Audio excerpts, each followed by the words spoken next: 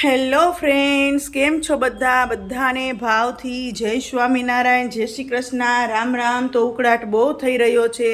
વરસાદ આવવાની તૈયારી હોય ને એવું લાગે છે. એવો ઉકળાટ ને તડકી પણ ધોમ, જે ઓલી ભાદરવા મહિનાની તડકી હોય ને એવી તડકી અત્યારે બહાર નીકળી છે જો.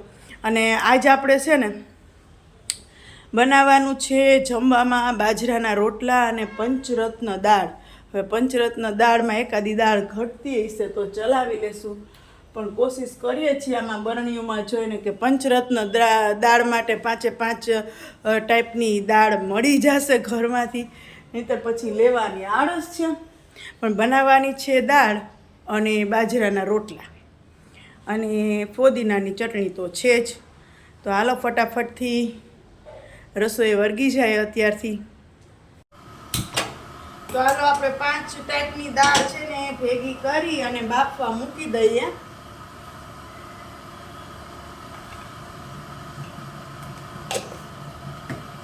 જોઈએ છીએ.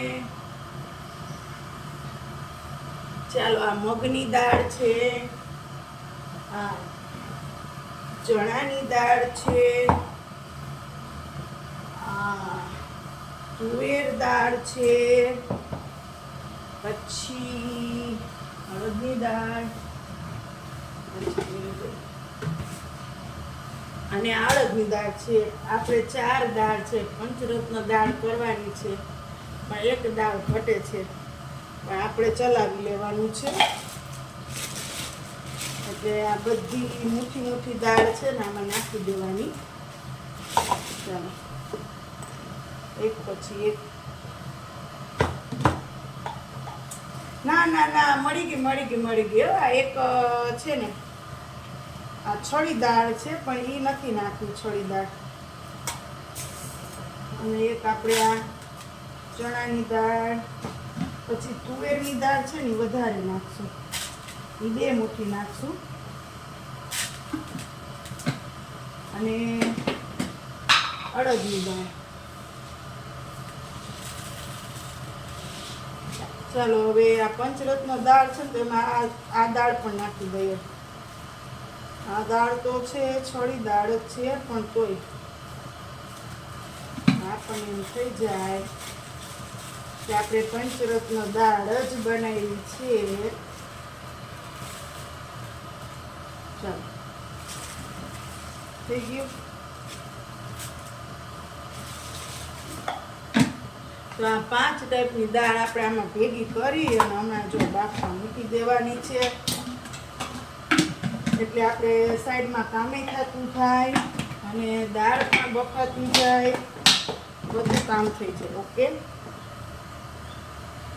ચાલો, આ દાળને છે ને આપણે સાફ કરી નાખી છે. 3-4 વખત પાણીમાં ધોઈને હવે છે ને આપણે આને બાફવા મૂકી દઈએ.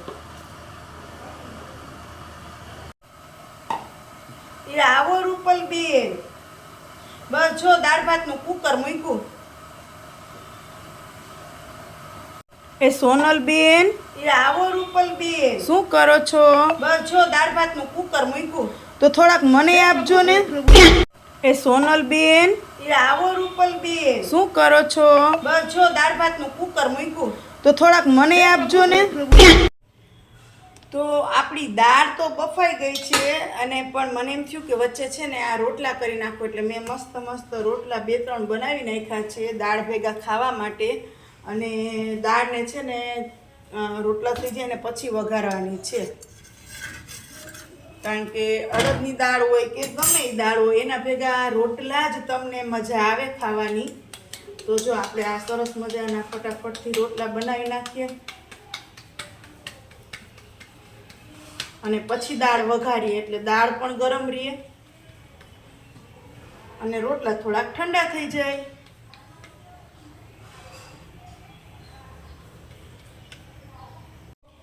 જો બની ગયો ને મસ્ત ગોળ રોટલો.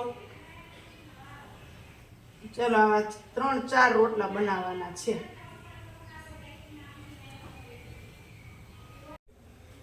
ચાલો, આપણે બાજરાના રોટલા તો થઈ ગયા છે, પણ આ દાળનો વઘાર કરવાનો છે. પણ આ દાળમાં છે ને, આ દાળમાં આપણે બ્લેન્ડર નથી મારવું, એક રસ નથી કરવી, આને આવી જ રીતના રાખવી છે.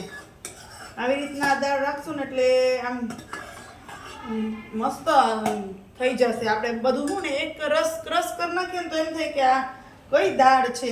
એટલે જો આ દાળ વધારા માટે જો આપણે લીમડો, આદુ, મરચું, લીંબુ, ધાણા ભાજી બધું કમ્પ્લીટ તૈયાર કર્યું છે.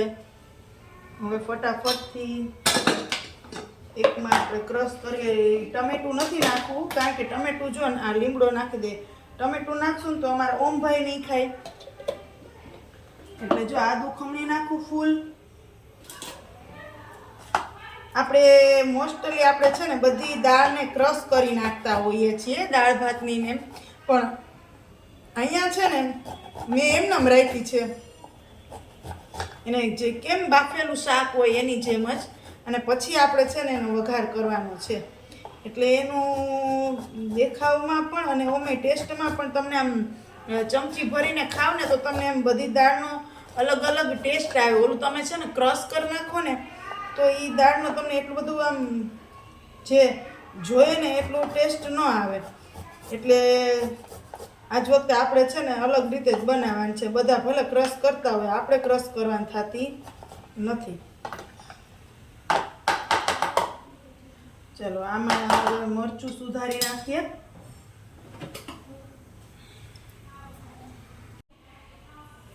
હું તો રસોઈ બનાવું ઘનશ્યામ, જમવા હરિયાવોની. ઘનશ્યામ જમવા હરિયાવોની. હું તો ભાવથી બનાવું છું થાળ, જમવા હરિયાવોની. ઘનશ્યામ જમ મારે ઘરે આવજે માવા, રોટલો ને દાળ ખાવા. મારે ઘરે આવજે માવા, રોટલો ને.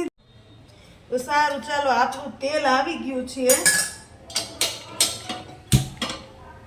અને એમાં આપણે આ તજ ને લવિંગ ને બાદિયા નાખી